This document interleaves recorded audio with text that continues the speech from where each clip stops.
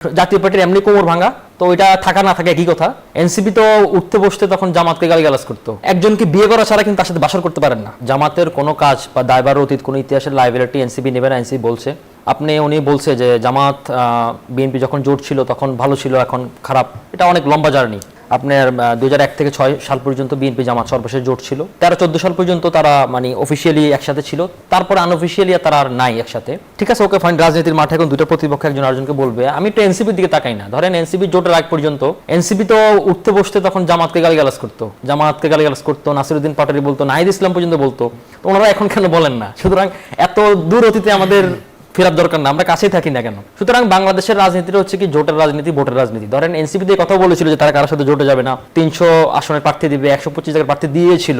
পরবর্তী সময়ে জামাত এবং বিএনপির সাথে বনিবনা হয় নাই বলেই তো জামাতের কাছে গেছে। সুতরাং এটা তারা নিজের চেহারাটা নিজে আয়না দেখুক, তাহলে তো এটা খুব ক্লিয়ার। এটা নিয়ে আমি খুব বেশি বাংলাদেশের রাজনীতি অঙ্গন এটা নিয়ে কথা বলাটা খুব বেশি আমি মনে করি প্রোডাক্টিভ কিছু না। কারণ এটা ভোটের রাজনীতি, জোটের রাজনীতি এভাবে হয়। এখন ওনাদেরকে জিজ্ঞাসা করেন না যে কেন আপনারা জামাতের সাথে জোটে গেছেন, বলবে যে এটা ভোটের হিসাব, আমাদের অস্তিত্ব লড়াই হিসাব। এটাই বলেছেন, এটাই বলবে সংস্কারের জায়গা থেকে তারা একমত, সেই কারণেই তারা জোটে গেছে। এটাই বলবে সংস্কারের জায়গা থেকে একমত। কিন্তু দেখুন ওনারা এখনো পর্যন্ত যে জুলাই সনদ ভিত্তিক ওনারা রাজনীতি করে, সেই জুলাই সনদ এখনো সাইন করে নাই। ধরেন আপনি ওয়ারিশ সূত্রে একটা জায়গার মালিক হবেন আপনি, কিন্তু জায়গাটা আপনার নামে লেখা আগ পর্যন্ত কিন্তু আপনি অফিসিয়ালি ক্লেম করতে পারেন না, তাই না? তারপর ধরেন আপনি একজনকে বিয়ে করা ছাড়া কিন্তু তার সাথে বাসর করতে পারেন না, তাই না? তো এখন ওনারা মানে এখন সাইন করে নাই, কিন্তু এটা মানে খাবে আর কি। যাই হোক, আমরা আশা করবো আরো 2-3 দিন সময় আছে, ওনারা ইউনূস সাহেব কাছে একটু সুপারিশ করে একটু সাইনটা করে নেবে আর কি। আমরা আশা করি, আমরাও চাই জুলাই সনদ বাস্তবায়ন হোক, কিন্তু ওনারা যে বাস্তবায়ন করবে এটা প্রচার পক্ষে ভোট চাচ্ছে, কিন্তু ওনারা এখন সাইনও করেনি। তো এখন এই জিনিসগুলো আসলে আমি মনে করি যে কোনো অভিযোগ আসার আগে নিজের দিকে আয়না থাকা উচিত। আর বাংলাদেশের এই